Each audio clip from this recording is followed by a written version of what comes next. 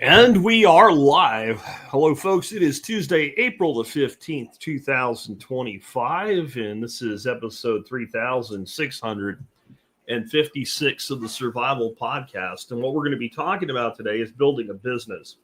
And those of you who have listened over the years, 17 of them as of this June, it will be, we have put a lot of effort into talking about building businesses. We probably are the podcast with the most community started businesses out there. I bet we are. And we're not a how to build a business podcast. It's just one of the things that we do. And there's a reason for it. I think it's number one, because we're not only that we are broad and we are diverse. And that brings a lot of different people in to the funnel, so to say. And some of them, then some portion thereof, are actually going to build a business. And this is what I actually believe. I believe that if you went and got 1,000 people off the street who all said, yeah, I've thought about starting a business. And then you got 1,000 people off the street that said, I don't really think a business is for me. And you gave them both the same level of exposure to what entrepreneurship is. Believe it or not, I think about the same number of people would actually at some point start a business. Because I think that there's a lot of people that have really never considered it. And because they've never considered it, they don't think that they would, or they haven't ever investigated, or they've never really thought about what freedom comes from entrepreneurship. Maybe they've only thought about the work side, which, God honest, is hard, but it is so absolutely worth it, right? So I think by having a very broad audience, that we're going to produce a lot of people that start businesses that normally wouldn't have, and some of them start the best businesses and the most successful businesses that you can think of. Like our guest last week, that, is in the heavy equipment industry and started a business selling parts for heavy equipment, saw a niche and capitalized on it. He probably wasn't somebody that his whole life, based on my conversations, was like, one day I'm going to own a business. It was more like by being part of the community. And he was a community member for a long time, like all the way back to when I was still podcasting out of a car, right? So you're talking about the dawn of the show. And then he started his business around 2020. During the COVID scamdemic, right? And so that was a long run up. So that's clearly not a person whose only goal in life is to have a business, but yet he has an incredibly successful business now with a high margin product and an expensive product, and even outsourcing and out-tasking work to people, in a very low cost way. So that's an example there but the big thing is, because of this, because I've talked so much about it, and I've talked about building a business since 2008 on this show, probably 1 in 20 shows has at least something to do with that concept. So over the years, I've gotten a whole lot of those emails. Now there's the great emails, but there's also those emails, the one I really hate getting. And don't feel bad if you sent me one. And if you send me one in the future, I'm not going to flail you or something like that. But I get these emails that go something like, Jack, I have a really great idea for a business, and I'm wondering if you think it's a good idea. And then they say, in 2 or 3 sentences, their idea for a business. Let me tell you why I hate that. First of all, I could tell you I think that's a stupid idea. And it could be a great idea if it was properly executed. Because maybe I just don't see what you see, right? What I think or what you think about an idea has absolutely nothing to do with success. And here's a perfect example. Back when I was a very young man, just starting out, and I had just recently gotten out of the military, been out a few years, I remember seeing for the first time this thing called Power Rangers on TV. And I thought it was the absolute stupidest thing. I thought this will be, if at best, a very short-lived fad. A few years later, I married a wonderful woman who I'm still married to, been married to for 29 years now. And when I married her, she had a young child who became my son. I adopted him eventually over time as my own. And, a few years after I met Dorothy, there I am standing in a line with an 8-year-old waiting to talk to a Power Ranger at the mall. And the line, I really had to bite my tongue and shit, right, to stay in that line. But when I looked behind me, I was like, you poor bastards, that line, went from if you think of the anchor stores, like Sears on one side and Dillard's on the other, it went from Sears to Dillard's and then started to wrap back around. So clearly I am not the clairvoyant know-it-all when it comes to looking at your idea and saying if it'll work. The other reason I hate it is because you might have a fantastic idea. I might see the opportunity. I might be like, this definitely will work. But if you don't have the work ethic, if you don't follow the 12 rules of business that we're going to talk about today and other rules of business, if you don't execute, if you don't do it right, if you give up the first time you hit something really hard, then you're going to fail, no matter how good the idea is. So my opinion literally has zero impact on your success. So I don't like to give my opinion about an idea. I like to give my knowledge to you about the practices that make business successful. And I have done that over the years. I have done that as, basically there was a time in my life that I was just an employee. And I was the CEO of Jack Spirko Inc. is the way that I ran my life. That's why I went into sales. That's why I had a very high level corporate headhunter, right? And then during that same time, I discovered, internet marketing. And I started using internet marketing to actually drive leads to my own company without their knowledge. Basically, they were running these seminars where you would come in and you would learn about computer testing equipment and infrastructure testing equipment and OTDRs and all that good stuff. And I started doing my own online marketing to push more people to the ones that I was speaking at without telling them, right? It may or may not have something to do with the fact that they eventually let me go because they didn't like me doing that. They should have been in love with what I was doing. But as I was doing that, and I was doing that because I was in a technology job in the Northeast United States, biggest market in the world for what we were doing during the Great Recession of the dot-com crash. Right. So I took this brand new job and it was just great. And I'm just going to go kick ass and this is awesome. And then, and I'm like, okay, well, failure is not an option. So I did that. And as I did that, I'm like, wait a minute. If I can do this for them, I can do this for me. And I started building all sorts of little satellite sites and I built my own thing. And from there, I went on to build several different companies, some alone and several with people. My last venture before the Survival Podcast was with Neil Franklin. We built 4 companies into multi-million-dollar companies. And now I'm a solopreneur running a business that probably is never going to be a multi-million-dollar business.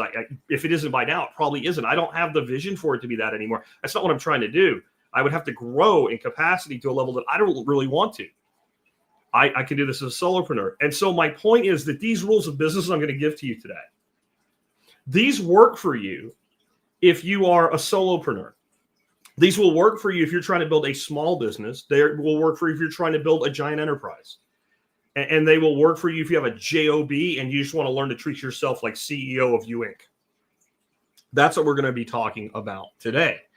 Before we do, let's go ahead and hear from our sponsors of the day. And sponsor of the day, number 1 today, if I get it up on the stage, is JM Bullion. I have talked about Bitcoin for years. 2013, I think, is when I really started saying, you should probably get some of this Bitcoin stuff just in case, it really becomes something someday. And today, I think it's the best investment there is for your surplus capital. But I don't think it's the only one.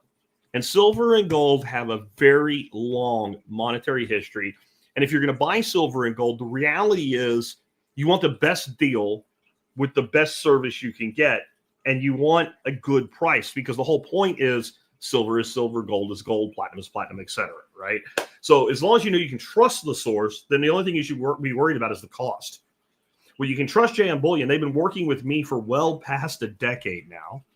All their orders ship free. They give my MSB members a discount. Nobody gets you a discount on precious metals, but somehow we have managed to do just that. It's not huge, but it's something. And you can trust them and you're going to get what you ordered. You're not going to get jerked around. JM Bullion is the place to stack your silver and or gold. And on the rare time that somebody's not happy about something, I can fire off an email. And unless the guy's on an airplane or something, within about 5 minutes to an hour, I will hear back from the president of this company, Michael, this is being handled. This is being taken care of. And that has happened, I think, one time in the last 6 years. But when it happened, it was still the case that it was back when we first started out. And they actually did have some customer service issues. And this is when I knew I wanted a long-term partnership.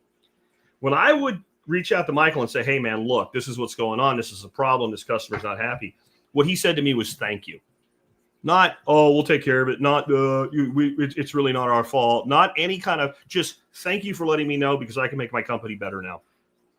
And so I think that over time, we helped him find those little bugs in his customer service flow and just tighten them up to the point where, boom, everything's perfect. That's the kind of person you want as a partner in business, if you can find it. Next up today, another entrepreneur that as part of the TSP community, I highly doubt that we're why he started his business.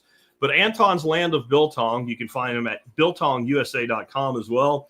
Life is too short for average. He makes some of the best biltong and dry sausages I've ever eaten. The Calabanazi and the Druars are both just amazing to me. If you've never tried the Calabanazi, get some of those. The biltong itself is great, and so are the sticks, S-T-I-X, that he has. They're like little thin pieces of biltong that are dried fully instead of partially, so they're kind of crispy. And they are kind of tough to bite on, but I just take a pair of shears and chop those into little pieces, and oh, man. Ugh. And the problem with those is you sit down with some of those in a couple beers, and a couple beers in, you want a couple more beers because it just goes together so well. It's just fantastic stuff. It's very well priced. If you go check out what people call biltong that isn't even biltong, like on Amazon, and compare it to what you can buy like a half pound from Anton for, you got to be crazy to buy from anybody else. Check him out today at Anton's Land of Biltong. And I will say real quick on Anton's behalf, before we move on here, that he definitely follows some of my laws of business because he's a good business person, not because he listens to me.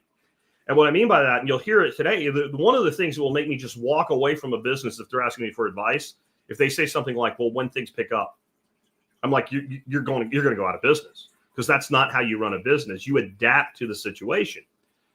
That's where the Land of Biltong came from. He had actually started a little kind of like convenience store type thing with a little restaurant in it, with all kinds of food from South Africa and other imported foods. When COVID hit, he'd made all that investment. And he thought to himself, what can I do to adapt to this? And he said, what's my best marked up shippable product? And he went all in on biltong. Didn't quit doing the other things. Just use that to get through that time period. That adaptability is what you're looking for. On that, I thought that this topic would pair very well with a huge announcement that I have today. Something I am super excited about. About 5 years ago, I started working on a book called Laws of Life. And like a lot of things in life, it ended up mostly done, but kind of put on the later shelf. And I really decided, I have got to get this book out. So I spent the last couple of weeks finishing this up, the final edits, formatting, cover jacket design, everything. And I learned so much about independent publishing with Amazon KDP. We'll probably do a show on that in the future too, just because, this is a cool way to get a message out. But Laws of Life, first book by me, fully by me, and only by me, fully published type book. I did write one that I was a co-author on with Neil Franklin, and a couple others I'm co-authors on. But like this standalone self-published book, first one will be 67,000 plus words. 16 laws of life in it. Really, it's 17 chapters because there's a conclusion at the end that's really a chapter unto itself. And it's designed to help people build and design their lives. And that can include businesses, but that's not all that it's for. I just dropped today the announcement that it's coming. It's coming on May 12th, which is a Monday. And I'm asking for your guys' help. And I'll tell you more about that at the end of the show. But basically, I have an ambassador program. You can agree to buy a certain number of books at different ambassador levels, one for yourself and a certain number for friends or family. And I just want to say real quick on this book, I really think that this would help anybody. I think people in their 70s would enjoy reading this book. But I think that the big market, the people that this can have the biggest impact on, and the people that I really wrote it for, 15 to 35, young people, Zoomers to young millennials, people that are struggling to make their way and never had anybody give them the tough kind of talk that you're accustomed to here. So think about that. And think if you want to participate in one of the ambassador levels. Again, we have silver, gold, and platinum. There are different levels of commitment. The silver is just you buy two. You buy one for yourself and you send it to a friend or a family member. And the same thing, it's the same way all the way up, but the gold level is 5 books and the platinum level is 10. And if you want to do it, that would be great. And if you just want to buy one, you can still check out the article. Just go to thesurvivalpodcast.com, scroll down and you see it, and fill out the form. And if you don't want to be an ambassador, there's one just for me. And that way you'll get some announcements as we lead up to the launch and you won't forget about it. Because what I'm hoping to do, I'm really hoping to do, guys, is hit it hard and drop so many orders on that first week that at least in one of the categories we're listed in, we hit the best sellers, which we should be able to totally do. So if you guys can help me do that, that will help me reach a broader audience. I'll say more about it at the end of the show. Let's start digging into this topic that you tuned in for, and I've blown on for 15 minutes and we haven't really got in yet. I got one more quick announcement, and this is a sad announcement. Last Friday's Friday Flashback was from like 11 years ago. And the gentleman I had on was Matthew Stein, who was an author in the preparedness and wilderness bushcraft survival world. And I heard from a listener after that show in the comments section on it that Matthew had passed away a number of years ago, but did so not from some disease bringing him down. At least you can say somebody dies doing what they love, is the saying. He was rock climbing apparently, and apparently had an accident rock climbing. And, that is too bad. It sucks, but life doesn't come without risks, and adventurers take risks. And so we're going to be talking about some risks today that probably won't get you killed, but it may test your mettle a bit.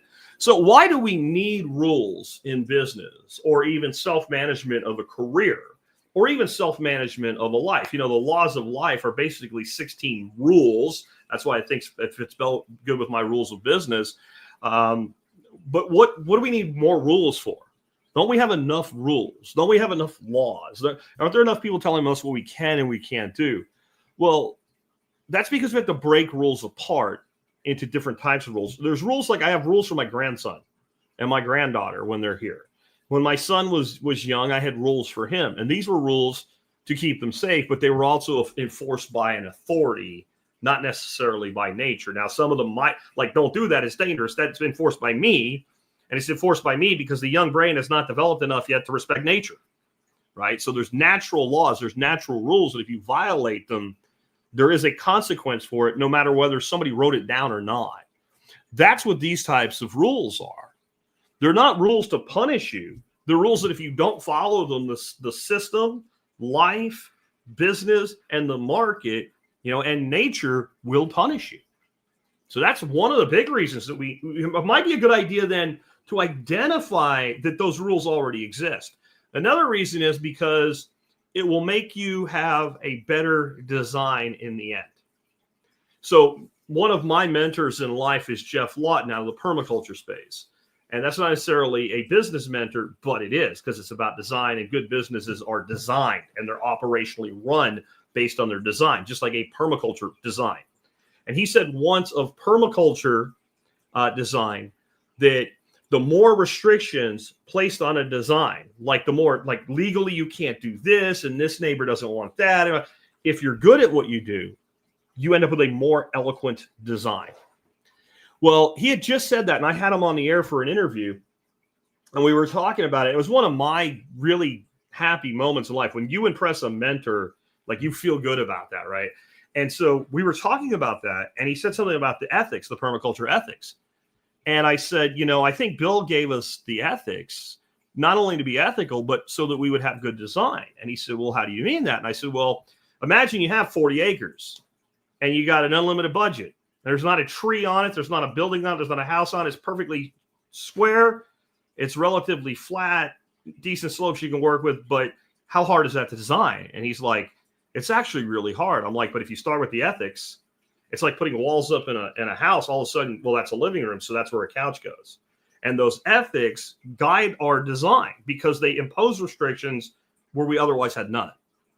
And he went dead silent and then gave that British, yeah, I rather like that. I knew I'd hit it when I got a response like that from a guy like Jeff. And so that's one of the reasons that we need to know these rules of business, because they will lead us to smart design of the business. Without them, we're kind of like trying to set up a house that's 1,800 square feet, but completely open with no walls. And, well, where's the kitchen? Where's the dining room? Where's the first bedroom, second bedroom, whatever? As soon as you impose those restrictions, design falls into place. Another reason is rules guide you at moments of indecision. One of my laws of life is when you are at a point in your life where you have to do something or nothing, do something. I mean, unless nothing's the right choice, right? Sometimes it is better not to touch something, right? Like, just leave it alone. But in general, when you're looking for an opportunity, right? When you're looking for an opportunity and you want to make something happen and you're like, should I do A or B, where nothing isn't an option, people end up doing nothing. Where if you have rules of business, you can actually look to those rules and go, what do the rules say about business in this situation? Or what do business rules infer? Maybe it doesn't directly address it, but you find some course of action when you have that.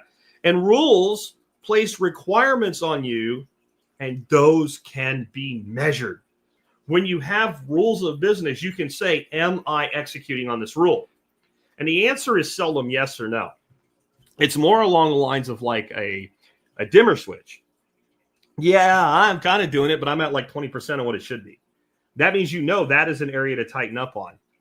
And that improves not just design, it improves operational flow in the business. So those are some reasons. Now, what are my 12 personal rules? These, a lot of things I call Jack's rules of business or Jack's laws of life. And I say in the book that we talked about at the beginning today, that doesn't mean that I am the origin of them. That means that somewhere in my life, a few of them I did kind of come up with, but I'm pretty sure somebody else did so also in some other way, because you observe them as a natural flow in life, or many of them are things that other people do say. And when I heard it, it resonated, and I brought it in, I codified it into my environment, and I made it something that became one of my guideposts. And so when I say these are Jack's rules of business, I mean that. Some of this shit's from Jack Welch. It's Jack, but it's not this Jack, right? Some of this stuff one of these is pretty much from Henry Ford, that you probably won't recognize it. Bonus to anybody that figures out which one it is. But my first rule is you can improvise your way to success, but only a plan makes you sustainable. That's this business. That's the Survival Podcast. When I started this business, right, I really wasn't sure what it was going to become. I had this idea, right? I had an idea, man. I had an idea. And I wanted to turn it into a business. I knew that I was not happy working in that corporate world anymore. I had a lot going for me, but I was fat. I was tired. I was miserable. And I was not being the best husband in the world like I wanted to be, I wasn't being the best dad either. I was pretty angry some days and pretty miserable. And I also had to be that way at times at work, because when you have that many people working for you, you can't be a pushover.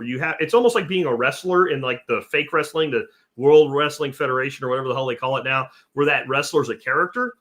And I've just listened to interviews with some of those guys that said, like, when they would go on the road, when they came home to their family, they might stay in a hotel near home for one night because they got so into character, they needed to get out of character. I felt that way at work.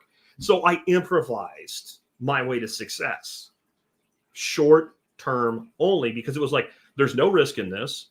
I have about $50 worth of equipment into this. I have like $500 into website design and hosting for a year. So I really can't fail from a standpoint of it will hurt me if I'm not successful, other than emotionally. So let's just go at this. And I was like, the plan will reveal itself. So I got some notebook or little 5x7 note cards. I started making bullet points on them. And I just started talking about the things that I thought people in the preparedness and lifestyle design world would want to hear in my car on my way to work, right?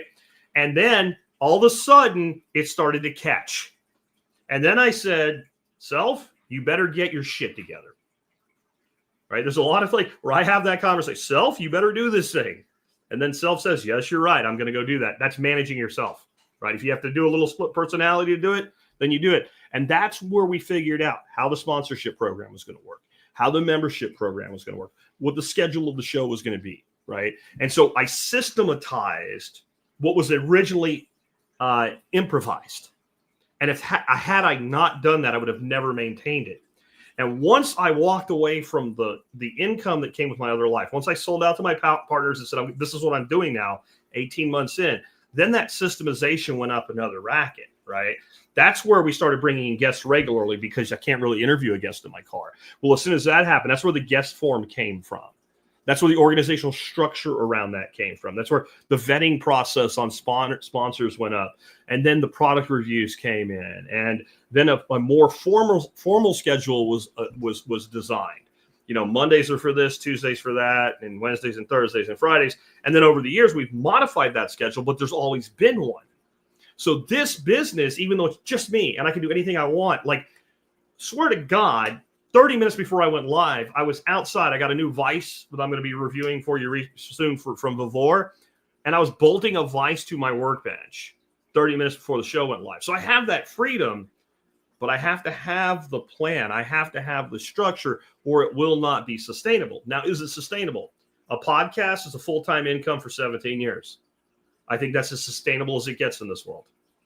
And when I say this world, I mean kind of this media creation world. There's a lot of content creators who have blown up really big, way bigger than me, and ebbed and flowed out. And now who the hell knows what they're doing? They're gone.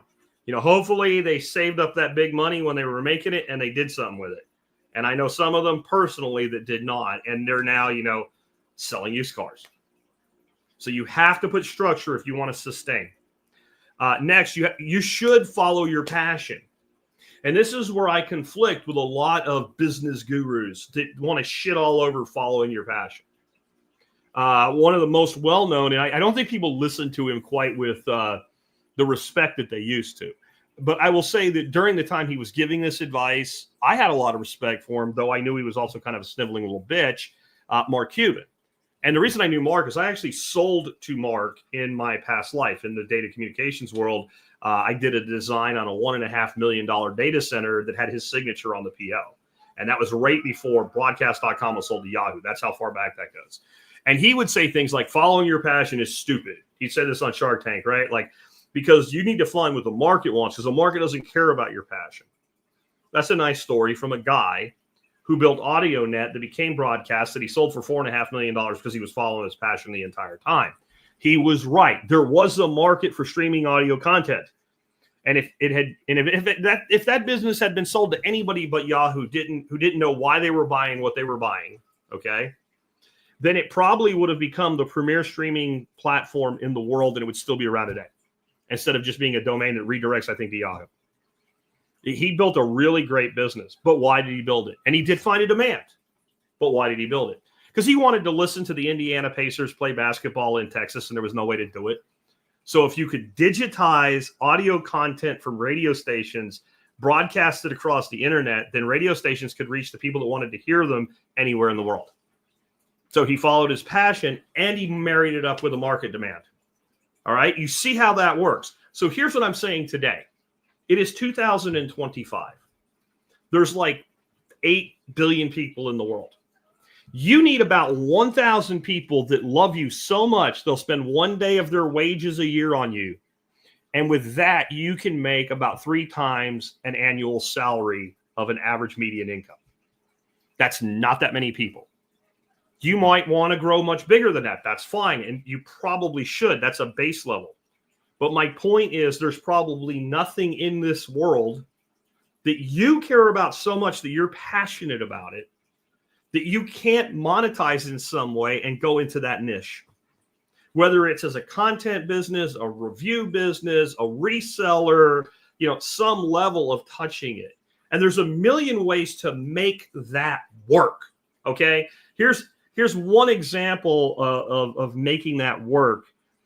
I want a career in sports. I'm passionate about sports. Well, you could have a sports podcast.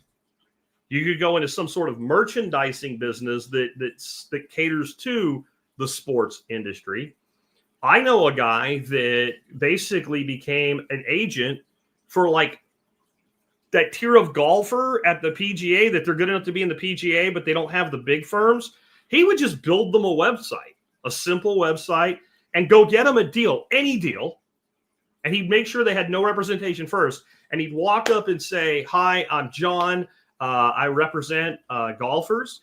And they'd show them on a phone, like, "Here's your website if you want to sign with me. It's not live, only I can see it. And here's a deal that I have for you already. Are you interested?" Okay, so that would be following your passion. He's in sports, but he didn't have to even be good at playing sports to do that. I've told my grandson, he played around with a sports podcast. It seems to like young kids, they like a thing and then and he shouldn't if it's not going to be something he's committed to. But I said, you want to blow up your sports podcast, just find people like that. Just find people that are in that industry and interview them about how they got into what they're doing. right? See, there's another way. So how many avenues can you find into sports? It's a freaking $1 trillion industry. How much of it do you need to pay for a nice house and your car payment and raise your family? Very tiny piece. So why in the fuck would anybody not follow their passion in 2025 when the long tail of the internet and the 1,000 fans model can work together for fucking Smurfs if you wanted to? I bet you can take some of the stupid shit that my millennial son played with when he was a kid, like freaking Pogs or something like that. There's got to be a market for that shit. Somebody out there still throwing Yu-Gi-Oh cards or whatever the hell they were around. Like there is probably anything that if you love it enough to be passionate about it, there's at least 1,000 people that have incomes that you can develop your 1,000 True Fans model on. And if you don't know what that is, look it up. It came out of the music industry, but it doesn't matter. It's universal. So follow your passion. But the other side of that is people like Mark Cuban weren't wrong. They were just presenting it poorly. He was mainly talking to people that built a product, and he looked at the product and said, there's not enough market for that product to be manufactured and make enough money for it to be a viable business into itself. So the other side of following your passion is passion will not pay your bills. There has to be something on the other end that actually translates into enough dollars. And the bigger you build your business and the more you spread out the profit to make payroll, the more you have to build your business to make payroll. When it's just you, that's why I love being a solopreneur. It's not for everyone, but damn, the freedom is perfect. I was working on the last bit of shit for my book yesterday. Okay. I mean, it was like, my wife said to me when I came in, I had to go outside and do something real quick. And she goes, are you okay? And I said, no. And she goes, that was a stupid question. I shouldn't have even asked. And I felt bad, but I was like, you know what? I'm going to do I could have gotten a show done yesterday, but I'm like, I'm going to do a terrible job. I'm not going to be on my game.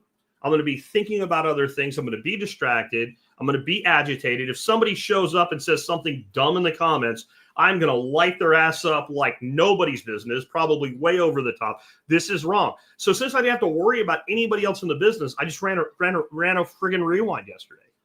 That flexibility. I'm fixing to go at the end of the month to Nicole's for 5-6 days, something like that. So there'll be 3 or 4 rewinds and flashbacks during that time. I have that freedom to just leave. People think when they have employees, you have freedom to leave. Well, if you build up someone that's like a good COO or a good ops manager or a good PM or something like that, yeah, probably, but it means you can't go when they go, right? And trust me, if you get 1 or 2 people like that in a business of, let's say, 50, you are freaking lucky. Usually you find one person and you're like, if I could clone this fucking person, I would be a billionaire. And you would, and you can't clone them. And then there's like, when you find that person, I find that there's a 50-50 chance that they're me or they're a Toby. Toby is one of my friends of one of my best friends. And Toby is a dude that could do what I do some other way, some other business, like go solopreneur, run his own company, whatever. Doesn't want to. So you find a Toby, he's going to stay with you as long as you treat him right. And you better. But you'll only ever find one. If you're lucky in your life, you'll find 2. And there's an equal chance that you found me. I will run your business like it's my own, but I'm going to be around for a year or 2 or 3, and I'm going to go do something else because I want something of my own. And so it is a difficult place to be, right? And that's where we go to our next bullet point. No one will ever care about your success more than you. That's actually in my Laws of Life book that's coming out next month. A different version of it, but it's the same thing. When it's specifically applied to business, though, it is about what we just talked about. It's about the Toby. If you find one, take care of them, and you're lucky, and they still don't care as much as you. Think about it from a disaster perspective, right? People think, oh, when there's a disaster, the fire people, the FEMA, whatever, will come save me. Well, eventually, those guys, except for FEMA, because they're kind of dog shit useless, in my opinion, but like the real first responders will actually show up, and they'll pull you off of your roof and whatnot. But this is what's going to happen. The first thing they're going to do is take care of their own families. If their own families are anywhere near the disaster area, they're going to secure them first, because wouldn't you? If they have to travel into the disaster area, which often is the case, that means they're leaving their family and their loved ones, and they're going to secure them and all the things they need before they get in the truck and head to you. Okay? Then if it's a big disaster, when they get on site, what's going to happen next? There's going to be an incident commander, And they're probably going to spend the next 48 to 72 hours figuring out a rescue plan where you're going to be on your own. Why? Because the incident commander cares more about his first responders than you, because dead rescuers save no lives. Now just apply that to everything. In your life, no one cares about your kids as much as you do. And the only person that might care more about you than you is your friend, your family, right? Even your friends don't care about you as much as you care about you. And if I have to choose between my grandchildren and your grandchildren, nothing against you or your grandchildren, but my grandchildren come first. Okay, business works the same way. Every employee you ever have, every supplier you ever have, no matter how valuable you are to them, in the end, what they desire, what they want, what they care about comes first. And that means that no one's coming to fix your shit, and you can never expect an employee to care the way that you do. You can't expect the employee to care 80% of what you do. Again, unless you find a Toby. And then you're still going to somebody that cares like 90%, and that's more than good enough. If you have the desire and drive to build a business, somebody that cares 90% is gold to you. But you have to understand, as you're dealing with employees, as you're dealing with people, as you're dealing with suppliers, as you're dealing with vendors, they will never care as much about your business as you do. You have to look at your business like you're the father or mother of a child, and that is your business. And if it is worth caring about, then you have to do it first. They will also emulate you to a degree. Now, unfortunately, they won't completely emulate you, but if you seem like you don't care, and the reason you don't care is because you're just confident in the operation you've built, well, it will trickle down. That's another law that we won't get into, but you will become more like the people around you, and your employees are going to be around you a lot if you're running a business. And so let's say you're not even an independent business person. Let's say you're a manager. The way you care will have a great deal of the impact on the way they care. And it can't be trying to be their friend. Like, I know this sucks, but we have to do it because Bob wants it. That's me. Look, this is important. We need to get this done. Whatever negative feelings you have about the above, those negative feelings should only go to the person in the above where you can get away with it. Downhill, they say shit rolls downhill, but negative shit shouldn't run downhill. No, positive shit runs downhill. That means when Bill's not doing his job, you might kick Bill in the ass, but you do it from a standpoint of, hey, Bill, look, we need to get this done because, and we're all going to be better off when this is done. You know, if Bill doesn't like that, then get rid of Bill, replace Bill. And that's the other thing. This like frees you up to realize this fucking person, I know they won't care like I do. I know they won't care like I do, but they don't care enough. I need to cut bait and go fishing for a new one. That's just a hard reality. And where I'm speaking from with this is, if you're the kind of person I'm talking about that will run your life as you ink, even with a job, it's going to hit you just the way it hits an employer. Because I know it did for me when I was an employee. I was like, why do these people that work for me not want to get this done as much as I do? And I didn't understand that I was taking ownership of at least my department or my region, and they weren't. And you can't make a person take ownership. You can encourage them, you can lead them toward that, but you can't make them. Liberty Cast says it's 110% my responsibility when a future employee makes a mistake because I am the owner. No. It's not your responsibility. It's not 100%. Well, it is your responsibility. It's not your fault. Actually, I like that now that I reread it. In fact, everything's your responsibility anyway. It's your responsibility. You could have trained them perfectly. They could have known what they were supposed to do, and they did it. It's still your responsibility. And that responsibility doesn't necessarily mean that, oh, Billy, I'm sorry you failed again. Let's retrain. That responsibility might be, Billy, you're fucking up, and you're pulling everything down. And I got to make sure I can make payroll for everybody every week. And because of you, that's in question. So get the fuck out of here. Pack your shit, Skippy, and go home. Go somewhere else. Look for another. This is not for you. That's part of your responsibility, right? So yeah, that's a good point. Next, good customers are better than gold, but bad customers are cancer. Irradiate them. When I talk to a business owner, one of the first, if they've been in business for any length of time and they're of any size, and they have any significant customer base, say a few hundred to a few thousand or more customers, have you ever fired a customer? Now, if they sell like one-off items on Amazon FBA, fulfilled by Amazon or something, I may not do that, right? If they're a solopreneur in that situation. But if they actually have customers that they touch, that they interact with, they come to them for service and all. If they've never fired a customer, I know I'm dealing with somebody that doesn't understand the rules of business. So let's say I have because I've had a few of these. I have a customer and they buy MSB. This is my member support brigade program, which is $50 a year. And I appreciate everybody that's done it. And, sometimes I put it on sale for $35. Sometimes I put it on sale. Very rarely I put it on sale for $25. Sometimes I do a lifetime membership for $300. But inevitably, this person will always be somebody that bought it for like $35 or $25. And they've been a customer that way anyway for like a few weeks. And they'll complain about something that I said, which really I don't have much time for anyway. If you don't like what I say, don't listen to me. And they'll start to come across with, but I supported you. I shared your show. And I'm even a member. And you look up their account and they've spent a whopping $25 with you. And they now want to feel that they have a right to dictate the content that you talk about and the way in which you speak about it. And if you don't do it, well, then I won't do business with you anymore. And this is what happens to that customer. And I think I've gotten the audience pretty well accustomed to who and what Jack Spirko is at this point.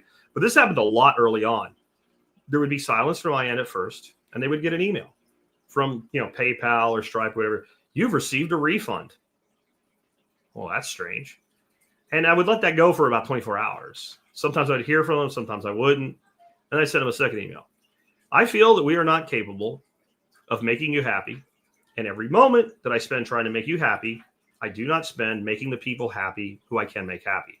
Therefore, you are not qualified to be a customer of this business. And if you buy anything from me at any time ever again, your money will immediately be refunded. Your product will not be delivered. Thank you. Have a great day. And no matter what they sent after that, no matter what they said, no matter what they threatened, because some of them threatened to sue you over like giving them their own $25 back. And there were even people, they were so bad. I'm like, you have free lifetime membership, but you get no support with it. You have a login, it'll work for as long as, until the server blows up someday, right? But nobody here will talk to you. Goodbye. Now sue me. Good luck with that. And they get so mad. And then I learned another business principle: take the customer's anger and turn it into opportunity, from John Willis. And I only did this a few times. He does it all the time. I'd give that person like their name as a discount code and sell a bunch of memberships using their basically their Karenism to sell. But in the end, like I'm serious. I'm making a little bit of a joke about this, but you cannot keep bad customers. And if you have a bad customer that's a big customer and so big that you cannot afford to let them go, your number one objective should be to, one, you might as well, while they're there, try to change that, but you probably won't. Maybe you're wrong. Because usually customers with a lot of money, they require more because they feel they deserve it, and a lot of times they do. But what I would be doing is strategically trying to build enough business that I don't need them anymore. And then I would have a big customer, I would have, give them a chance. Look, we keep having these issues. I don't want to have these issues. Every minute that I spend fixing something for you that's not actually broken, I'm not taking care of others. Here's what I'm willing to do. This is what I need you to be willing to do. Can we come to an agreement on that? And any answer other than yes, we can is, then I'm sorry, we can't serve you anymore. You'll have to find another supplier. Bye. Bye. And people, I've had that conversation with big customers. They can't believe it. Like, no, you just said that what we can actually do, what we can reasonably do for you as in this case, was a service provider, doesn't work. And we're not going to change the way our business runs for you. That's not how this works. So bye. Followed by picking up some paperwork and walking out the door, to three faces with just hung mouths. And that resulted in this letter offering concessions. And it's like, no, we've moved on. I'm sorry. Because I know this will happen again. And we're not going to do this because every moment I've spent trying to make you happy, we weren't growing the business and providing other customers with our service. Bye. You have got to be willing to cut bait on shitty customers. And when you're selling, stuff in an Etsy store or something, when you truly are a small solopreneur business and that customer at best is worth a couple $100s a year to you or so, no, That you can't give them an extra couple hours. Your time's, if you're an entrepreneur and you're successful, your time's worth more than $200 an hour. So that's just a basic freaking math equation there. And then if I alluded to this at the beginning, but if you're a business owner and you say things like things will pick up and you have no plan, you're going to be out of business or worse. You're going to be out if you like the economy's down, or maybe the economy's not bad, but your sector took a hit, or you lost a key employee and that lost you a contract, or whatever the reason is. If you're like, things will pick up. In other words, the phone will ring or orders will start coming in, but you don't have a plan to make it happen, you're going to go out of business. That's the most likely. But there is a worse option. You become a zombie business. You end up working your brains out, but incorrectly. You're not actually correcting the issue, but you work just enough to keep the lights on and to keep just enough income coming in to pay the bills, both the businesses and your own. But when you really sit back and look at it, you could be working half as hard for Costco and ending up with more money in your pocket at the end of the day. And you believe that the zombie will rise and come back to life and not be a zombie anymore, but you're not doing anything to reanimate it. You're just doing what you always did. That to me is worse. You can drag a business on for 2 decades like that and then realize, yeah, I could have worked at Costco and my 401k plan right now would have about $1.5 million in it. I don't have any money. And I have a business that's not worth anything because I ran it improperly. And I'm 20 years older. And now I'm 55 years old and no one wants to hire a guy that ran his own business for 20 years that never did anything with it. That could be worse than at least outright failure. Either you start a new business or go get a job. And what I mean by that is the mindset you have to have for this one to work is wherever your business is and whatever the environment is, your plan for success in the next quarter and next year needs to be to make it work, make it profitable, and make it worth it if the situation at the macro level gets worse. That's your plan. Your plan has to be a recession is coming, even if one isn't. If you're in the middle of a recession, you have to be thinking it's going to get worse. Even though sooner or later it will get better, and things probably will get better, you have to run the business like it's not going to happen. When you're flying high, when you're following one of the Madronisms that I've remembered for the rest of my life, right, from one of my mentors, a guy named Frank Madron, who I worked for a while. This guy was a self-described North Carolina redneck who grew up a lot of his life without shoes on, who ended up with a Harvard MBA and running a multi-million-dollar company. This guy was smart.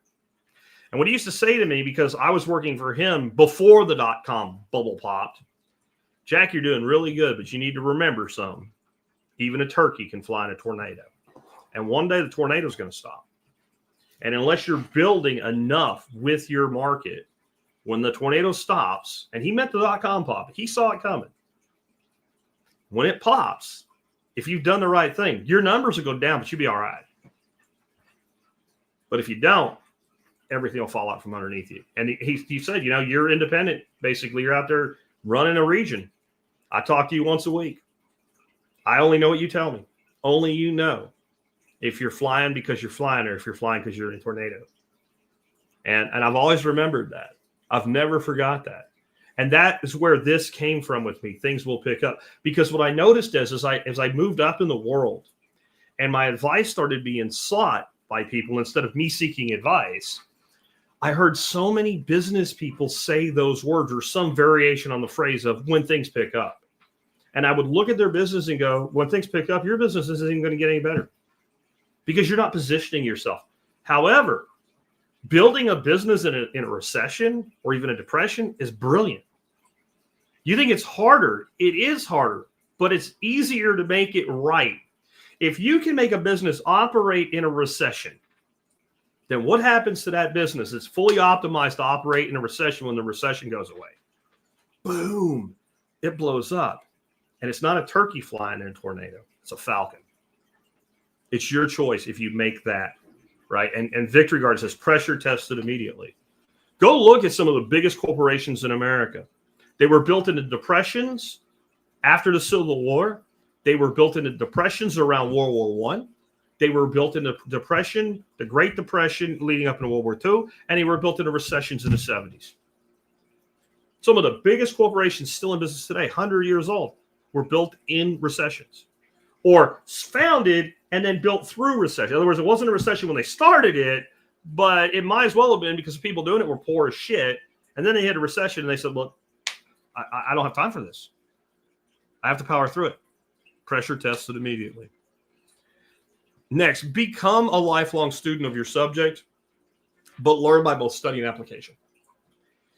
Whatever your business is, if it's podcasting plus a niche, then every day you should naturally know a little bit more about podcasting in your niche. If it's being an auto mechanic, you should know a little bit more about being an auto mechanic. You should know something new about cars or a new thing coming from cars, et cetera. Like, you should learn something every day. And you can do that in a large degree today because we're so blessed with information being everywhere, by listening to podcasts, by listening to audiobooks, by listening to TV shows, YouTube videos, and stuff like that. That's great, right? That's wonderful. You can, but it's all academic. Like, I've sold a lot of our courses at Home Food Systems on how to do composting and how to do cover crops and other things like that, right? But it doesn't do you any good to take that course unless at the end of that course you say, okay, I'm going to plan my mix for my cover crop this winter.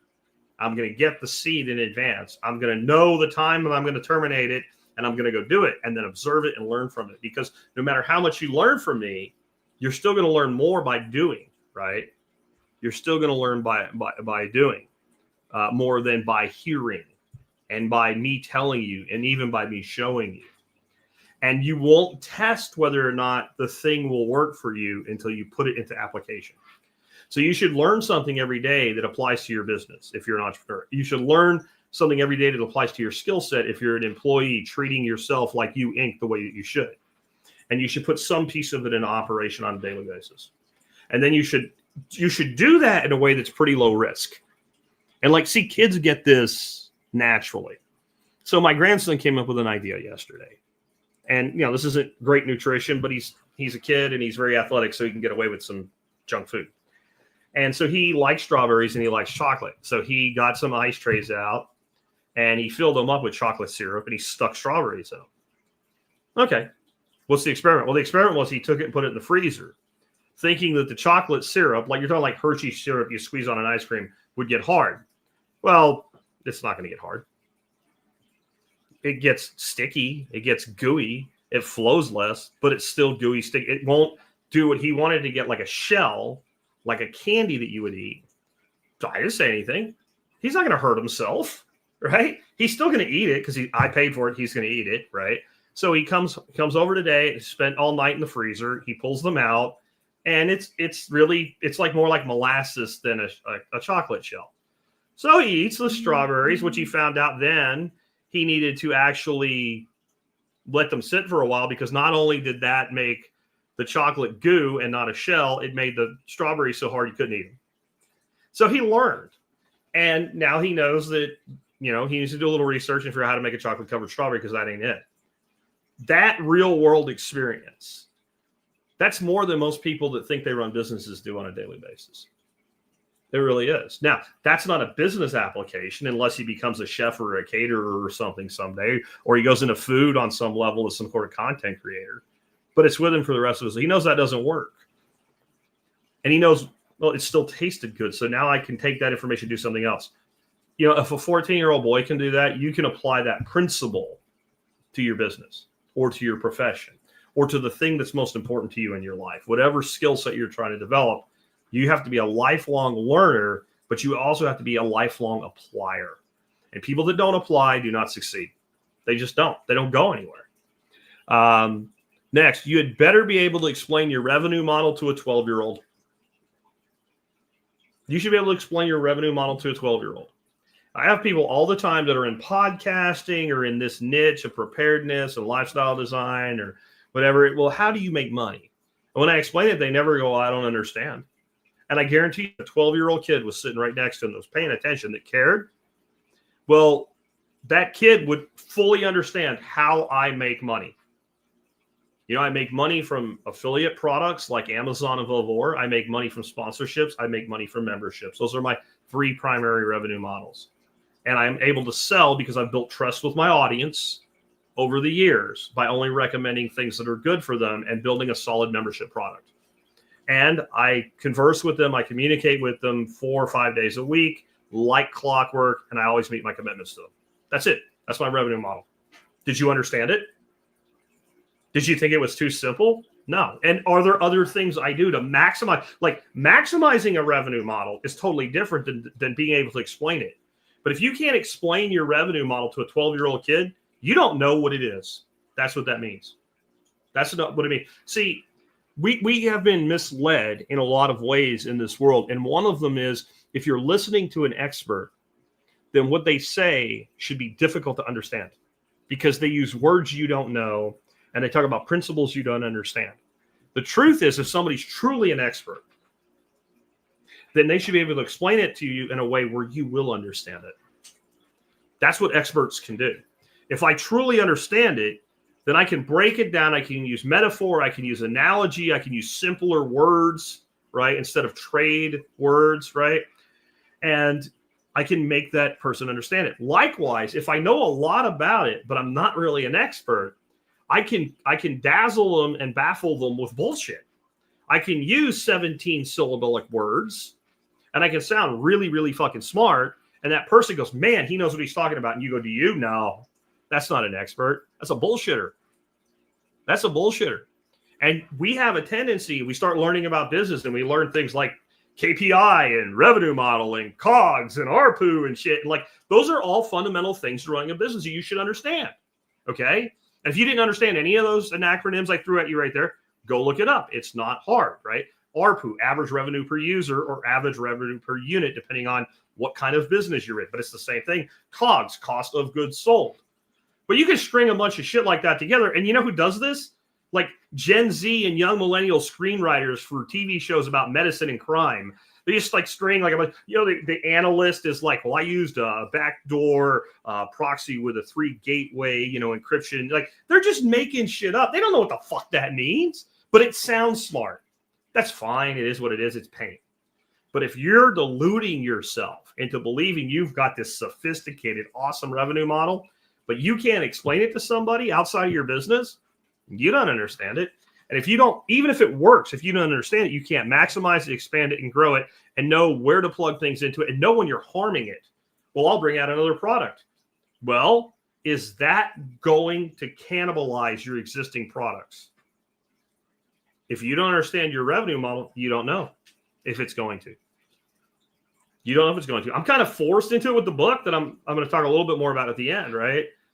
Because of Amazon's revenue model. By choosing to go with Amazon self-publishing, because there's so many advantages to it, there's also some disadvantages. And one is, if I price the ebook too high, they cut my royalty in half.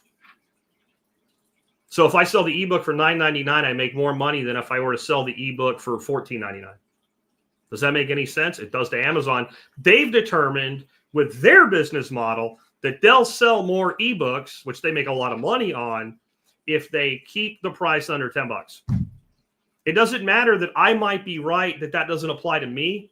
They just made a decision across thousands and millions of people because that's their business. They're not wrong. I just don't like it.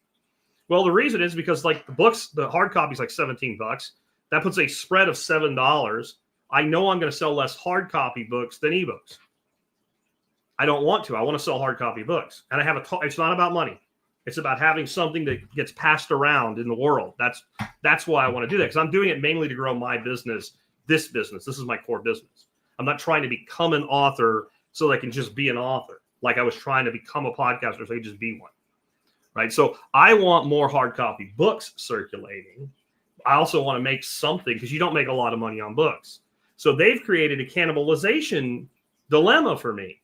And I had choices: cut the price of the hard copy or put it where it belongs. I put it where it belongs and just let it be what it is. It's okay. But it's at least something that I considered, where a lot of people coming into this world just wouldn't. They might even say, I'm just going to price my ebook wherever I want to, and then not even do the math and figure out, okay, you're going to make less money per sale. And you're going to sell less because you're charging more. That's one thing they're right about. It's just absolutely the case. So you better be able to explain your revenue model to a 12-year-old. If you can't explain your, and it doesn't have to be so simple that a 12-year-old could come up with it or a 12-year-old could completely operate it. They just have to understand it at the macro level, because that means you do, and then you can do the more intricate thing with it. Next one. This is where we actually kind of cross the bridge back into the world of the worker and labor with class warfare.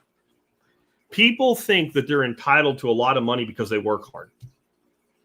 Somebody will say, well, this guy that, I don't know, shovels shit at the zoo, shovels elephant shit, buffalo shit, and all. He works way harder than the CEO of the zoo.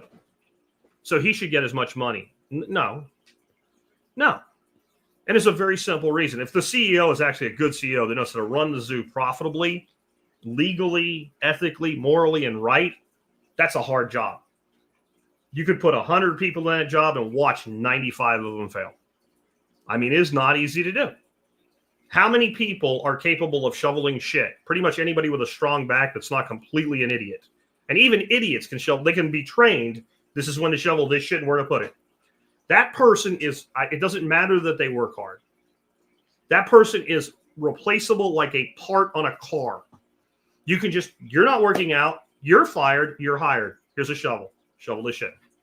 Okay? Now, in your business, what's very dangerous is you can feel like I'm working so hard.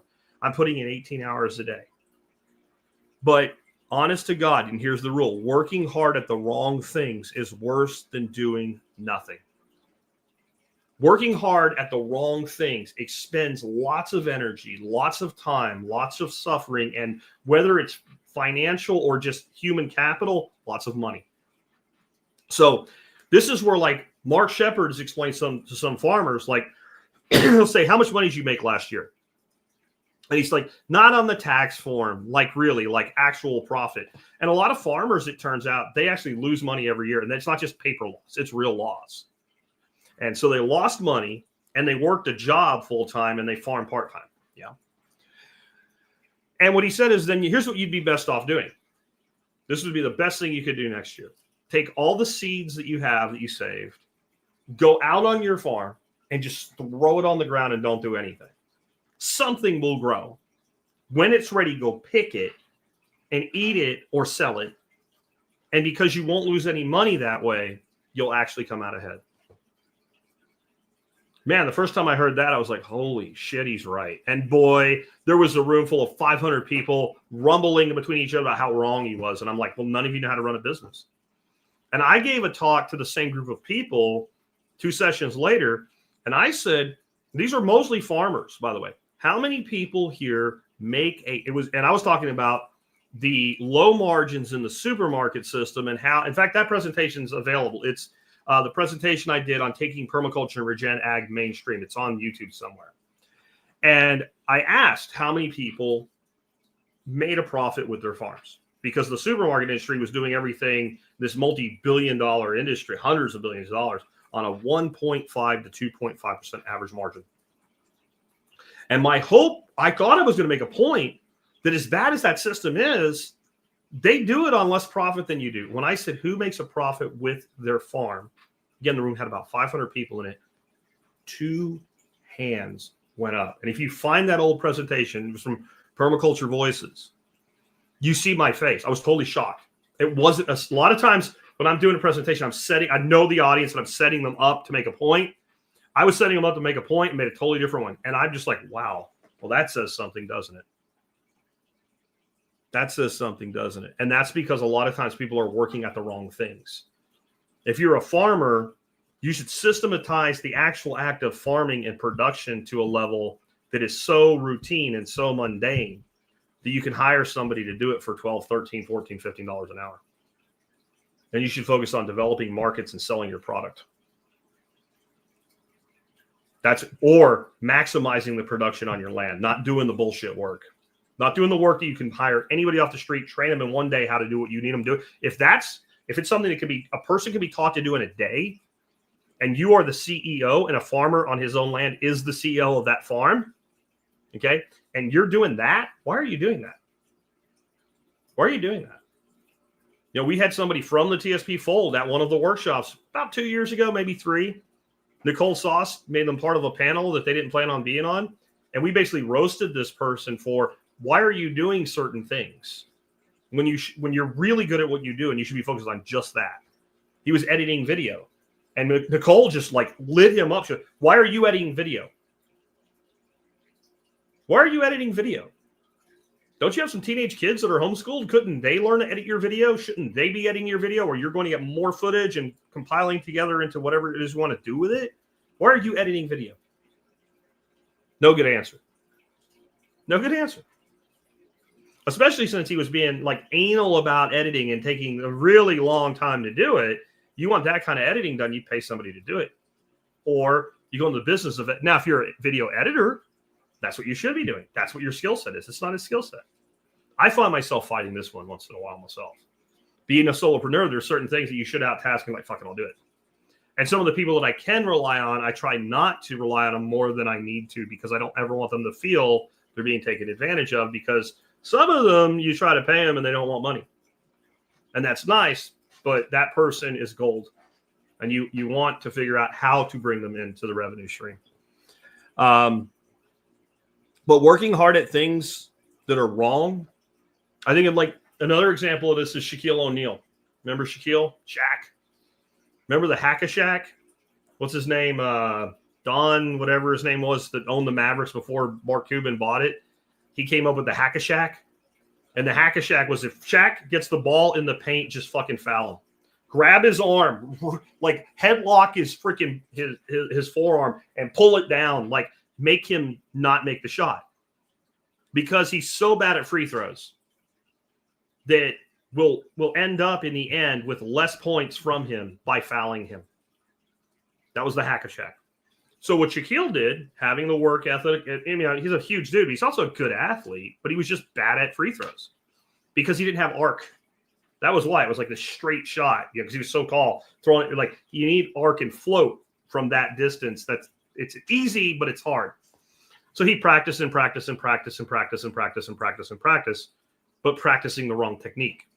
And eventually he did get better, but he would have honestly been better off figuring out how to avoid the foul or be able to make the shot in spite of the foul than practicing the free throws, or getting someone who really knew the way to figure out how to change his technique so that he could become better. One or the other, but all that was wasted time, and it didn't change the approach. And Don Nelson, I think, was the guy's name. And there was a point where Shaq, having a sense of humor, started calling it clown ball, and he came out on the court with a clown nose. He was a pretty interesting guy. So I'm not putting him down or anything. I'm just saying, like, it's wasted effort. Next, if you are marketing, talking, targeting to someone who is disinterested in what you're talking about, if you're trying to pull somebody into being a customer, find someone else to talk to fast. You know where I see this? Farmers markets. A guy walks by, takes a look at a table, some stuff laying on it, and maybe even asks a question about it. And then it becomes very clear right away that they're not going to buy anything. And that person's just talking and talking, and we do this and we do that and we do. I see that at trade shows. I see that all over the place. And you're watching person after person walk by, kind of look and go, oh, he's busy. Oh, he's busy. Oh, he's busy. And whether you're having people walk past you in a retail environment, or you're talking to the wrong person on the phone or in an email or something else, either way, it's the same thing. Instead of people passing you by, you're not going out and finding the right people. Your goal when you start talking to somebody as a potential customer, partner, whatever, should be to get to a no as fast as possible. Because if you do that, the ones that are going to be yeses will identify themselves very quickly. And I don't mean get to a no by being a dick. Hey, listen, shithead. Don't be a Marine recruiter, right? Like, it works for Marine recruiters because they're really well trained at it. But there's a point where a Marine recruiter has a prospective recruit. And like an Army recruiter is going to be like, let me tell you about the bonuses we have. And the Marine recruiter goes like, maybe I'm wasting my time here. Maybe you're not tough enough to be a Marine. Right. And, you're going to get the kid that was thinking about the Air Force go, yeah, maybe you're right. Fuck off. But you get a certain number come in. So I don't mean like be like, hey, asshole, if you don't do things exactly the way we want to do business, we won't take like that. I don't mean to get no that way. I mean, be very clear and spell out the opportunity or the product value or whatever it is. When I approach MSB vendors, I'm like, So the way this works is you make a blurb, you give us a discount code. We put that in front of our 10,000 members that are paying members that are in a private member area only. You completely control what you offer and how you market it.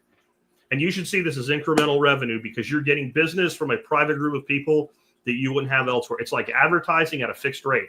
If you do 10%, if that works in your advertising model, then that's great. If it doesn't, then it doesn't. So you do 5. If you can do 15, if you do free shipping on orders over, you do whatever you want, but look at it as incremental revenue on a fixed advertising cost with no setup cost whatsoever and nothing to lose. Okay. If I get anything other than a really decent qualifying question, next, I'm not bothering. Why the fuck would a person say no to that? Because they're an indecisive person. I can't deal with you. And there's certain industries, man, I don't know. Like, I'm finally going to get you guys, I think, because we got them set up for an interview, a mushroom vendor, like that does mushroom spawn and stuff. I don't know what it is. Like, they just, well, what if this? Look, hey, well, what if somebody gets the code outside of your membership? If you think there's a problem, change the code. Tell me, we'll change it. Done. Been doing it 17 years. Never had it happen. But if it happens, we'll take care of it. I don't know. The other one was moonshine stills. I finally got the guy from Mile High. We have a great deal with them. If you're looking for a moonshine still and you're a member, you should check it out. But same company, different owner before he sold out to the new guy that bought it. Couldn't get the deal. Talked about it, liked it. As soon as I realized, like, this isn't good, I'm done. My last email was, look, I'd love to work with you. What we've talked about works. When you're ready to do it, let me know. Bye. Never heard from him. Went on and did other things. You have to think that way. Whatever, whether it's a supplier, whether it's some kind of partnership, whether it's a customer, when you know you're going to work too hard, just go to the next one. And that is a sales background speaking, right? So I was very high-level corporate sales for quite a bit of my life. And that is all about how much goes in the top of the funnel. And the funnel is designed to shake people out on the way down, because when you get down to the leads that you generate that you're going to really work, they're highly qualified. And if you want lots of highly qualified leads, you have to put lots of shit at the top of the funnel, which means you can't spend your time because it's too valuable with unqualified people. Yeah, very simple. Next one. And this is part of why I hate what do you think of my idea question. Every business can succeed and every business can fail. Can a podcast about lifestyle design and preparedness succeed? Clearly it can. Can it fail? Clearly it can. Mine didn't, but I watched plenty of people that thought they could do it better fail, and I had nothing to do with their failure. Never said a negative word about them. Had some of them on the air as guests. Why? I don't know. I'm not going to say that I'm better than them. They might have been better than me. Who knows? They might have had a better announcer voice. I don't know. Did they not know how to run a revenue model? Did they not follow these rules? I don't know. I don't know. And I've seen people take businesses that you're like, I just can't see how this is going to work, and make it blow up. We had a guy one time came to one of our workshops. Humble Mechanics here. Humble, when are you going to come to a fucking workshop, man? You know how much people would love to see you at a TSP workshop or an LFTN workshop? You got to come. Anyway, we had this guy, and we were doing one of our entrepreneur panels at the workshops. And Nicole was leading it, and she was asking people. And so we started getting people getting questions. And this guy starts asking questions about this, like, additional revenue model they have on their property. They have this, like, kind of a farm type property, a number of income streams on it. He starts asking questions about this new business venture that they're in called goat yoga, which is like people come in. His wife was a yoga instructor, and they are led through yoga, but they have like goats climbing on their back and shit, right? Little baby goats. And I'm like, huh. And honestly, I was thinking, who the fuck would do that? And I don't mean offer the service. I mean show up as a customer to have a goat climb on you while you're in the downward dog or some shit. So finally, I'm like, okay, we got to see if we're going to get, somewhere with this. So I'm like, so looking at growing revenue with this, like, how much revenue are you doing with it right now? And he thinks about it for a second. He goes, last year, I'm going to say about $75,000. What? What? 75 grand to have people do yoga poses while goats climb on their back, and probably poop on them. Yep. I'm like, I don't know if we can help you. You're already successful. Like, we can talk about maximizing that, but we were kind of at a lower level for the broader audience there. Like, oh my God, this guy's got like just one revenue stream in his business is 75 grand a year. There's people struggling to get anywhere near that, especially out of the gate. Now, this was an interesting phenomenon because he was 75 grand out of the chute, but he was adding a product to an existing business. And that is a lesson all to itself. We'll save for another day. But I would have said, if somebody would have asked me about that, my gut is no. Now, had I gone to Google or AI or something and started looking up goat yoga and finding out that people actually really are into this and it's a big deal and people are looking, I would have been like, okay, maybe you can make it work. But could that business model fail? Sure, it could. So many reasons it could fail. So this is the key. Every idea can work and every idea can fail. There's no such thing as an idea or a model so good that it can't fail. It takes these rules to go with it to make it work. And the people that will follow those rules and even find rules I'm not aware of or that I haven't talked about, maybe I am aware of, just haven't talked about, they're going to find a way to make anything that they do that they really believe in, that they have passion for, they're going to find a way to make it succeed. And those people that ignore those rules of business, and they could have like a bachelor's in business administration and still fucking not know how to run a business. This is why I have a very mixed view of college. I think there's some things that college is really great for. And if it's business, then the type of, if you're going to go into like business degree in college, that better mean that you're looking for venture capital, business proposals, networking. That's where the value in all that is, learning how to put these proposals together, learning how to move millions of dollars around and leverage that money. If you just want to build a business, start building a business. In 4 years, you can have a successful business or you can have student loan debt, right? But that's because every business can succeed and every business can fail. There's 1,000 reasons this business, my business could have failed. Didn't matter that I was successful in other business. That doesn't mean anything. One of my good friends from one of my past lives, a dude named Patrick Seaman. He's actually how I know so much about Mark Cuban, because I only met Mark a few times in those days. Like when you need that final signature sometimes. And sometimes you didn't need to meet him to get it. Like if somebody got it for you, fine. But Patrick was one of my main contacts at broadcast. He probably had more to do with building broadcasts than Mark did. He was the brains behind actually developing the technology. And he walked out of that deal when that whole deal went down. He walked out with about $50 million. And he had people begging him to let them into a deal with him, whatever he was going to do next at the time. And he did a dozen things, and none of them really succeeded. And I think it was because he was too comfortable, because he wasn't stupid. The man was smart. And that meant not just technologically smart, economically smart. So he took a bunch of that money and he put it away where he couldn't touch it himself, and it paid him for the rest of his life. And then he had his money he could go gamble with, basically trying to start up other businesses. He tried to start an audiobooks business called Timberwolf Press. He tried to do like an online outdoor channel deer hunter thing. Like there's a bunch of stuff he did, but I think he had it too easy. Like if you want something, you just buy it. Well, sometimes you would think going into debt, that's what would be, make your life too easy, because if you fail, you just don't pay the loan and you ruin your credit, but fuck it, I don't care. It's the business's debt. When you have the money, you can just spend it. You don't have to get approval. You don't have to go to anybody. You don't have to say, here's my KPIs, right? Here's my business plan. Sometimes you can convince yourself that you're smarter than you are. And so when you bootstrap a business, that's a different animal altogether. You have to make it work where you can feel like your business is successful. Because look, we have a nice office. We have a sound studio. Like you bring somebody in and they go, wow, this business is really successful. Hasn't made $1 in profit. That's just an example.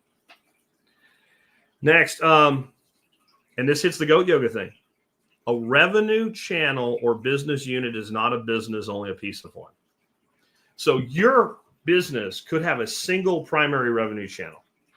And it can be okay. It's not the best plan because it's very linear. If something happens to it, right, then you got a real problem because you don't have any place else to make up the slack. Like if you have 5 channels of revenue in your business, and one is even if one is like 50% and the other 4 only collectively make another 50, right? So they're like 12.5% a piece or whatever. Well, you can still pick one to kind of start really beefing up, and you still have half your income. You can even downsize some of the expenses and rebalance and end up with almost the same profit if you're doing things the right way, But if you only have that one and it gets cut off, but a lot of people think, well, I have a business and now I have this new revenue unit and this is another, and I have 5 companies. And usually those people are never successful in any of them. You should look, because when you build a successful enterprise, it is much easier to sell something into that customer base than to create a complete new customer base over here. I've made this one myself. That's why it became one of my rules. Well, I could do this and I could do that. I was Patrick Seaman to a degree. I just didn't have as much money. Well, I'll go just set up another LLC and I'll set this business up over here and I'll bring these partners in, and then the partners didn't do any work. And I'm like, I could have just brought this into my business. I could have outsourced the labor, sold it as a product of TSPC, and it would have done well. Happened a couple times. It won't ever happen again. You need to treat a business unit like what it is, a business unit. Vivor's affiliate sales through me is a business unit.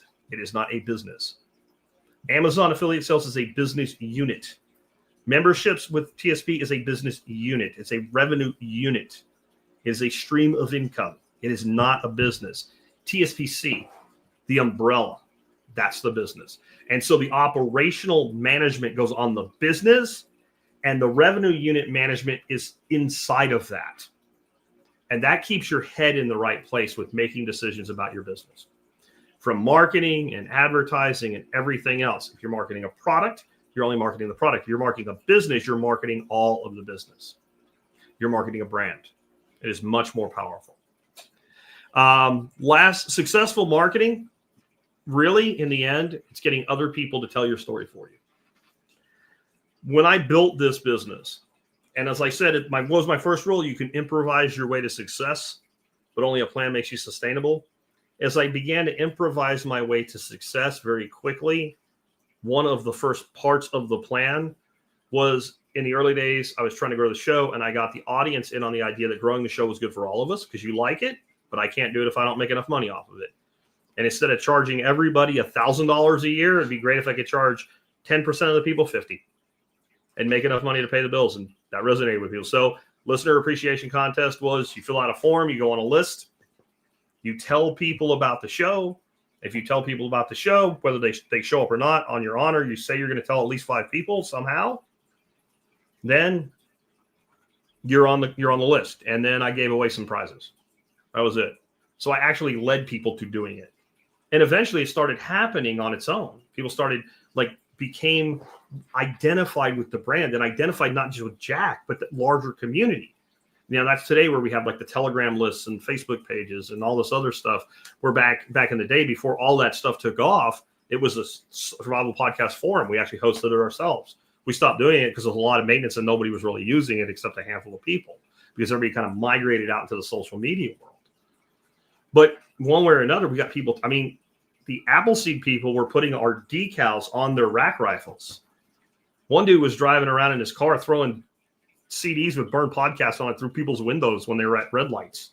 Like that kind of crazy crap. I could have never thought of that, but that is success. So really, to understand this, you have to understand my absolute definitions of marketing and viral marketing. So I like absolute definitions. In other words, as few words as possible. And when you've said it, a thinking person doesn't need to be told anymore. So marketing is telling your story. That's it. That's all marketing is. See, marketing isn't sales. Sales is a transfer of belief. I believe that you should have this thing, and I believe it's worth as much money as I'm asking for it. And if you believe that, you give me the money, I give you the thing. That's sales. Sales is transactional, right? Marketing is designed to create interest, to pull you in so that you can be sold to.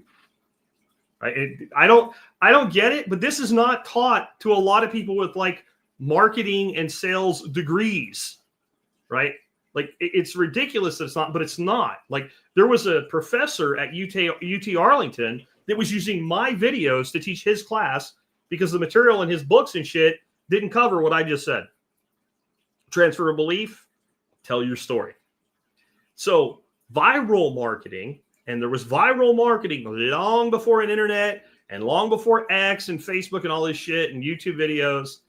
It is simply getting other people to tell your story. Because when other people tell your story, it's far more powerful. Because if somebody else is telling your story, and I'm not talking about a commissioned salesperson, right?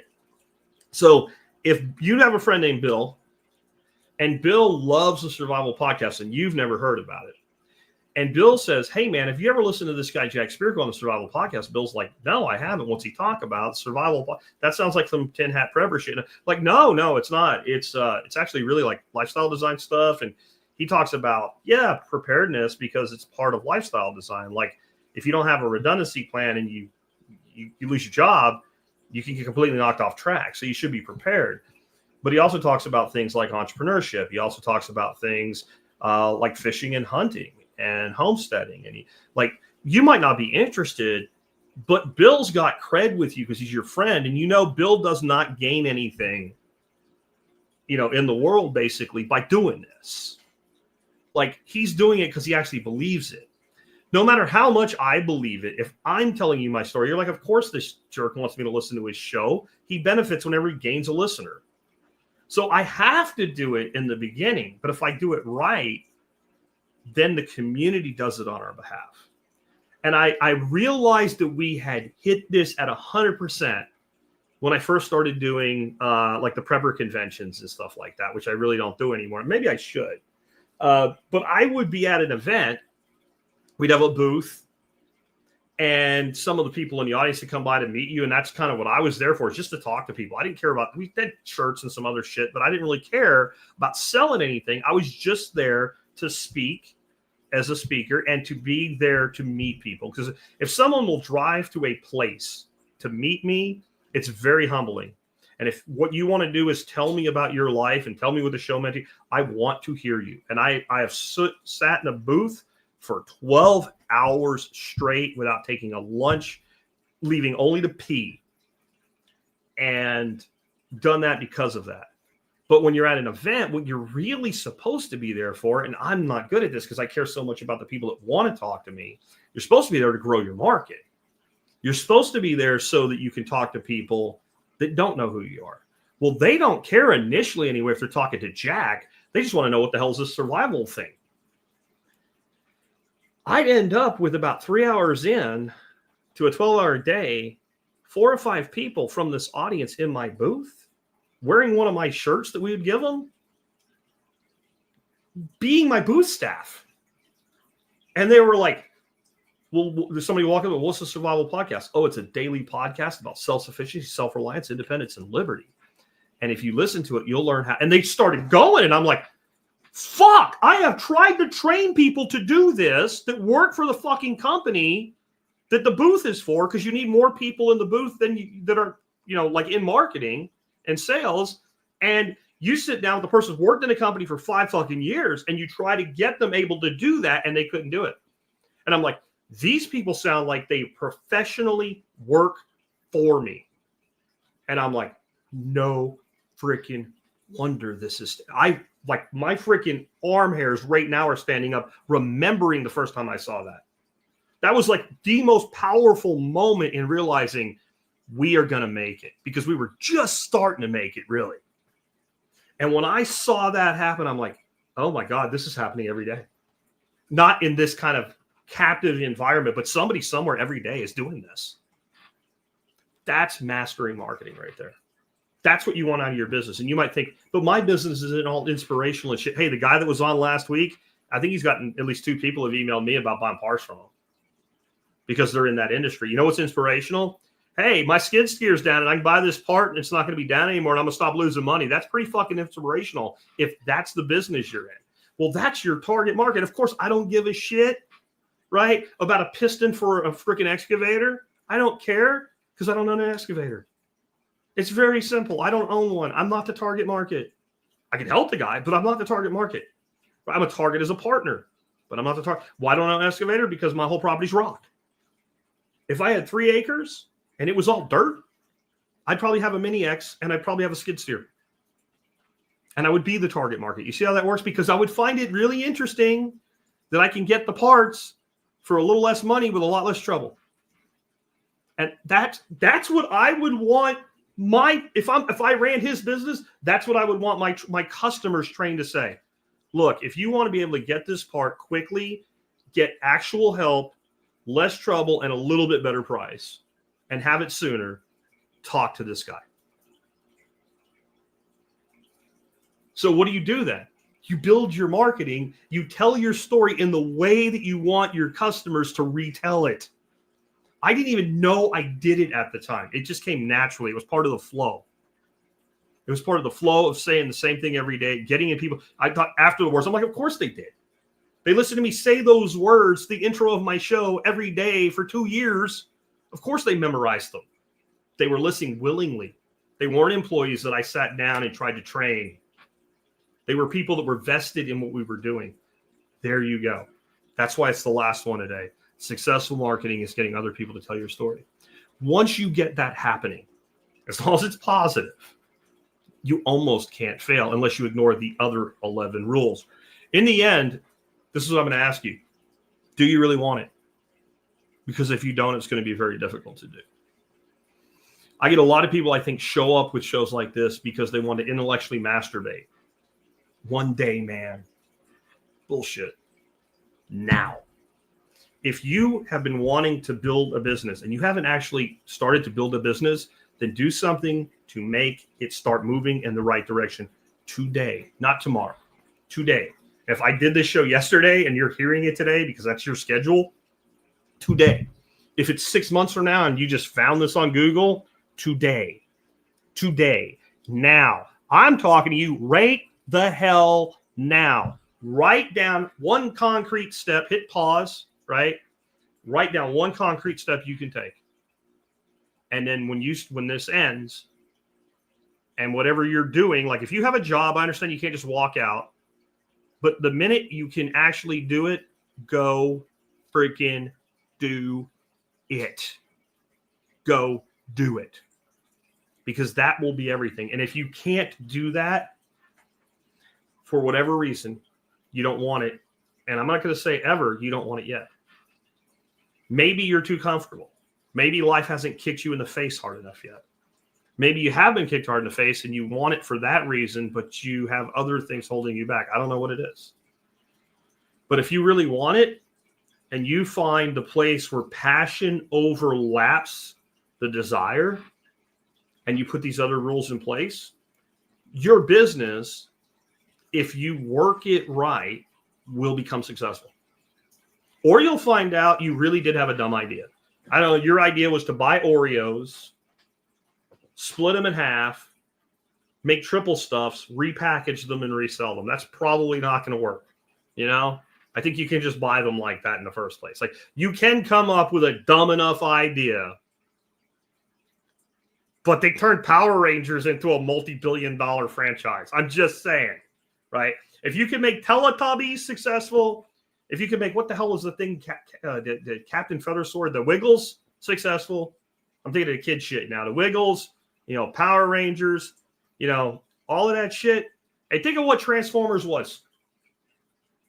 Everybody knows the Transformer movies today with all the CGI and cool shit blowing up. Where did it start? It was freaking plastic toys and comic books in the 80s. And the poor kids had GoBots because they couldn't afford a Transformer. And look what it became.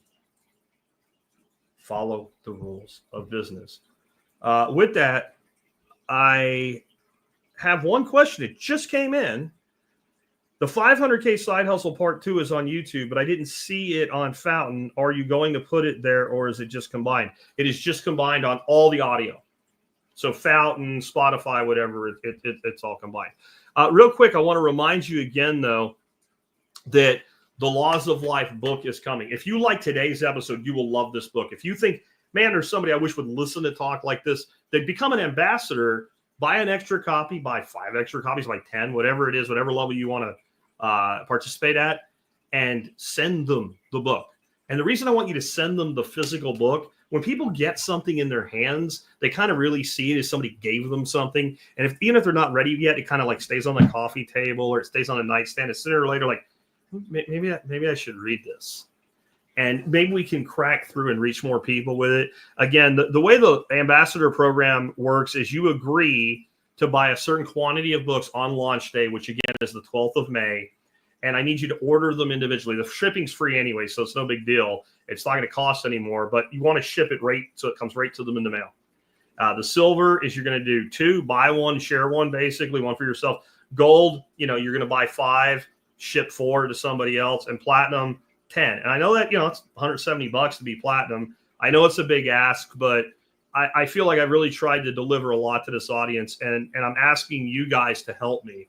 I'm asking you to do it as a favor. There's no real reward in it other than there is a website for the book. I'm not going to tell you what it is yet because Tom's building it, and I don't want anybody messing around with it until it's done. But it's going to be a pretty simple website. But one of the things we're going to have on it is a list of the ambassadors that helped us in the beginning. And you'll be listed as either platinum, silver, gold ambassador on that site with a link anywhere you want it to go. So you get something. It's not huge, but you get something. I also, I just did a whole show about making money, basically. And so one of the ways we monetize things around here is through Amazon affiliates. And that's when we have a website called T-Spaz. It's actually just a page on the site, T-Spaz, T-S-P-A-Z, tspaz.com. You go there, you start your shopping there. No matter what you buy, Vavor or Amazon, you'll help us, even if it's not something we've reviewed. But there are some things I've reviewed, and I share those because, I'm the guy that will analyze 10 different garden hoses to make a purchase of a garden hose. Because price to value ratio, and because a lifetime of decisions like that makes you better off. Well, then wouldn't it be great if you had somebody who would share that information with you? That's what I do there. And, I got into sous vide cooking because of you guys. Like, I thought it was like this fussy, chefy bullshit pain in the ass thing. And it turns out it's like the easiest thing in the world to do ever if you have the right tool. Well, that Innova sous vide circulator is still on sale today for like $64 or something like that. That's one of the best circulators out there. Damn solid piece of equipment. I already own a sous vide circulator, and I bought this one when it went on sale this cheap to have a second one. Because sometimes you have people, this person does it. They want their steak ruined. And if you have that person in your life that likes ruined steak, and you know what I mean, you well done people, but they don't want it dry, but they want it well done, you can actually do it with sous vide. You can, or maybe you want to do like 2 different dishes or something like that. So it's really cool, super, super easy.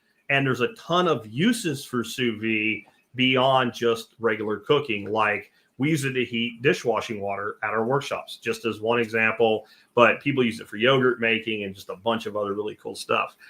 Cheese making, there's tons of ways you can use it. Anyway, with that, it's on sale at a great price. Again, get by the website, thesurvivalpodcast.com. Just scroll down a little if today's episode's out or whatever. And the ambassador program, you'll find it for the book. Again, it's called Laws of Life. It's 16 Laws of Life, similar in a lot of ways to the content that we did today. And with that, I'll catch you guys tomorrow. We do not have an interview this week, which is kind of cool because I'm getting ready to go out of town and I missed Monday. So there'll be another Just Jack show tomorrow. Thursday, we'll be squared away with a great expert panel show again. And with that, take care, guys. I'll catch you tomorrow.